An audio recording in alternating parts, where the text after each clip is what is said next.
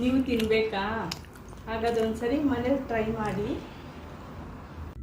ಮಿಕ್ಸಿಲಿ ಹಾಕಿ ರುಬ್ಬಿರೋ ಕಾಯಿನ ನುಣ್ಣಗೆ ರುಬ್ಕೋಬೇಕು. ನೋಡಿ, ಇದನ್ನು ಈಗ ಪಾತ್ರೆಗೆ ಹಾಕ್ತೀನಿ.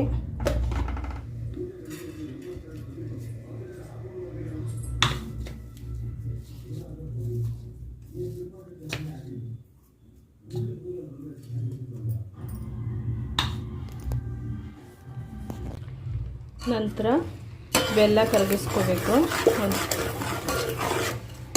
ಮಿಕ್ಸಿಯಲ್ಲಿ ಕಾಯಿನ ರುಬ್ಕೊಂಡ್ಮೇಲೆ ಅದನ್ನು ಹುರಿದ್ಬಿಟ್ಟು ನೋಡಿ ಹಿಂಗೆ ತಟ್ಟೆಯಲ್ಲಿ ಇಡಬೇಕು. ಇದಾದ ನಂತರ ಇಲ್ಲಿ ಒಂದು ಪಾತ್ರೆಯಲ್ಲಿ ಬೆಲ್ಲ ಹಾಕ್ಕೊಂಡು ಕರಗಿಸ್ಕೋಬೇಕು.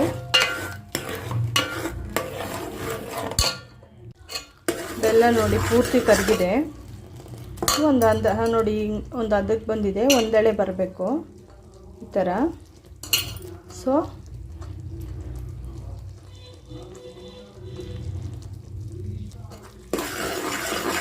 ಇಷ್ಟು ಕರಗಬೇಕು ಬೆಲ್ಲ. ತೀರಾ ಕರಗ್ಬಿಟ್ರೆ ಕಲ್ಲಾಗ್ಬಿಡುತ್ತೆ, ಗಟ್ಟಿ ಆಗಿಬಿಡುತ್ತೆ.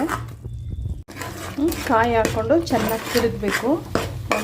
ಒಂದಾಗೋ ಥರ ಹುರಿಬೇಕು, ಸ್ವಲ್ಪ ಹಸಿ ವಾಸನೆ ಹೋಗೋವರೆಗೂ ಈ ಥರ ಹುರ್ಕೊತಾ ಇರಬೇಕು.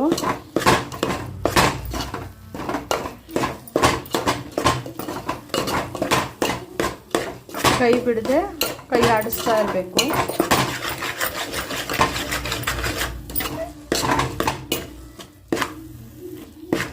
ಮಿಠಾಯಿ ಗ್ಲಾಸಿಯಾಗಿ ಕಾಣಿಸ್ಬೇಕು ಅಂದರೆ ನೋಡಿ, 1 ಸ್ಪೂನ್ ತುಪ್ಪ ಹಾಕ್ಕೊಂಡಿದ್ದೀನಿ.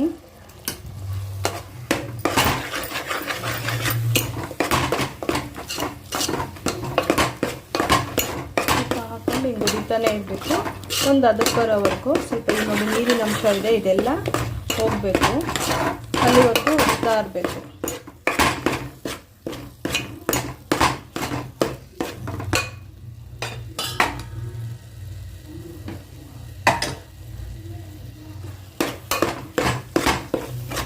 ಕೈ ಬಿಟ್ಟರೆ ತಳ ಹಿಡಿಯುತ್ತೆ. ಸೊ ಅದಕ್ಕೆ ಕಂಟಿನ್ಯೂ ಆಗಿ ಒಂದು 10 ನಿಮಿಷ ಈಗ ಹುರ್ಕೋಬೇಕು.